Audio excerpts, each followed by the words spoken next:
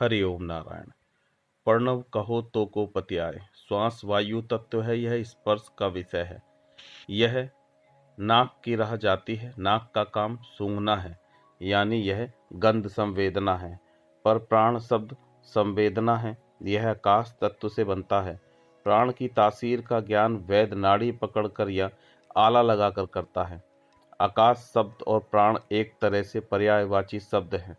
प्राण की परख गति से, हृदय के कंपन से होती है, यानी प्राण का अनुभव सुनकर किया जाता है, नाक से सूंघ कर नहीं। अतः प्राण कान का विषय हो गया, प्राण श्रवण संवेदना हो गया। इसका संबंध ध्वनि से होता है। प्राणायाम नादा अनुसंधान है, इसे ही शब्द साधना या सुरति शब्द योग कहते हैं। पंडितों ने प्राणायाम की जगह झुंझुना थमा दिया है। प्रणव यौगिक शब्द है जो प्राण प्लस रव से बना है। यह प्राण का कंपन या स्पंदन है। प्राण ही गाता है, कंठ तो बोलता है, कंठ गाता नहीं। नाद में कंठ की मदद नहीं ली जाती, जबकि इसे नाभि का व्यापार माना जाता है। स्वर का निनाद पांचों प्राणों के केंद्रों यानी चक्रों से किया जाता है। प्रणव ध्वनि तरंग है। संतों ने शब्द का प्रयोग विशेष अर्थ में किया है। उनका शब्द गाय बैल घोड़ा नहीं है, उनका शब्द नाम है, ओमकार है। ध्वनि के विवाट से स्वर और स्वर के प्रयोग से प्रणव बनता है। प्राणायामी अपने को स्वर के अनुगुंज से जोड़ता है। सभी मंत्र ध्वनि तरंगे हैं, मंत्र वर्ण नहीं है बल्कि स्फोट है। तरंगे कैसे उठाएं, उनका कैसे नियमन करें कि अपान वायु जो प्राण को नीचे खींचता है ऊपर उठने लगे, और पिंड शरीर के कमल चक्र जो अधोन्मुखी हैं वे ऊर्ध्वमुखी हो जाएं।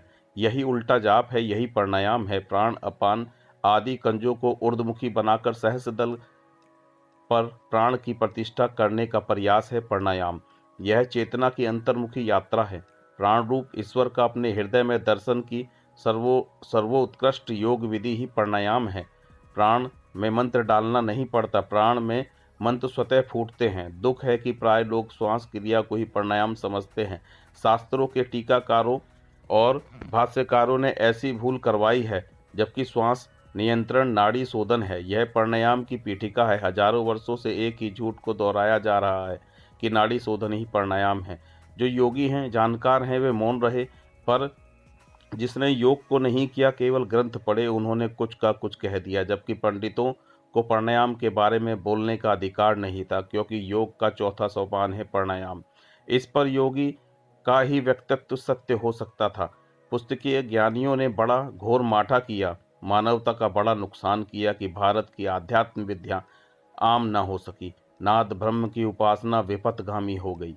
प्राणायाम से हमारे आंतरिक शरीर में संतुलन आता है। श्वास से रक्त शुद्ध होता है, रक्त से प्राण बनता है।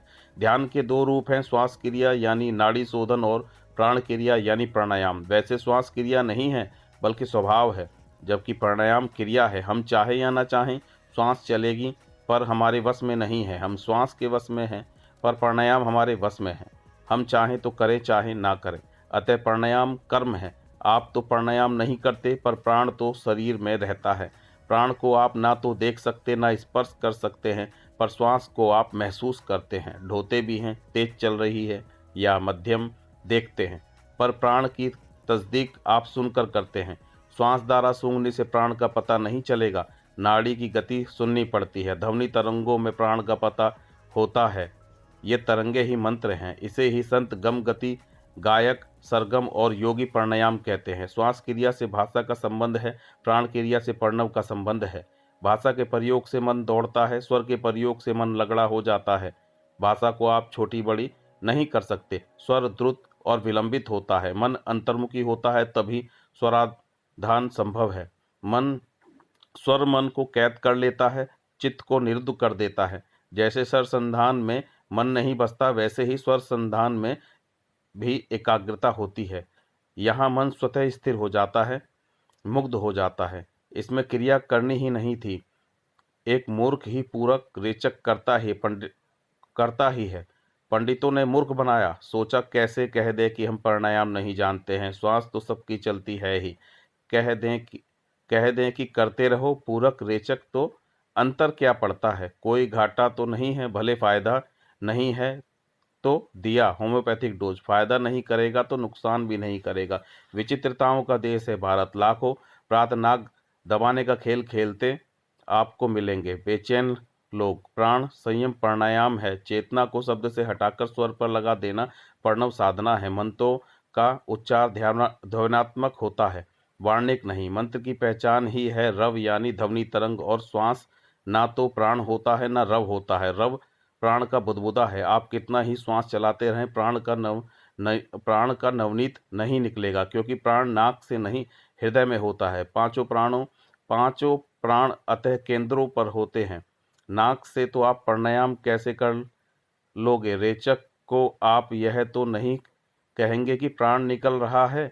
ना तो पूरक प्राण है ना रेचक प्राण है, तो इनको फेरना प्राणायाम कैसे होगा? प्राण के ईंधन है। प्राणायाम के रहस्य को संतों ने गम गति में छिपाकर रखा। जो गम गति जानता है वही प्राणायामी होता है।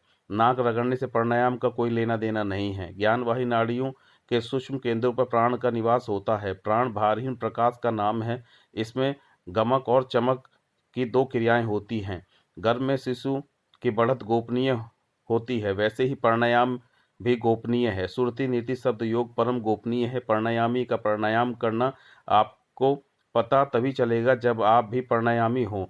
बिना गुरु कृपा के यह मिलता नहीं, वह भी वर्षों के परिश्रम से ही मिलता है। आप ऐसे योगी के चरण शरण लें जो 49 पवनों के नियमन नियंत्रण का अधिकारी हो। विद्वान के पास मत जाना, पंडितों के तो आपको नाको चौना चबाकर छोड़ेगा और आपकी नाक छिल जाएगी। हरि ओम नारायण, हरि ओम नारायण।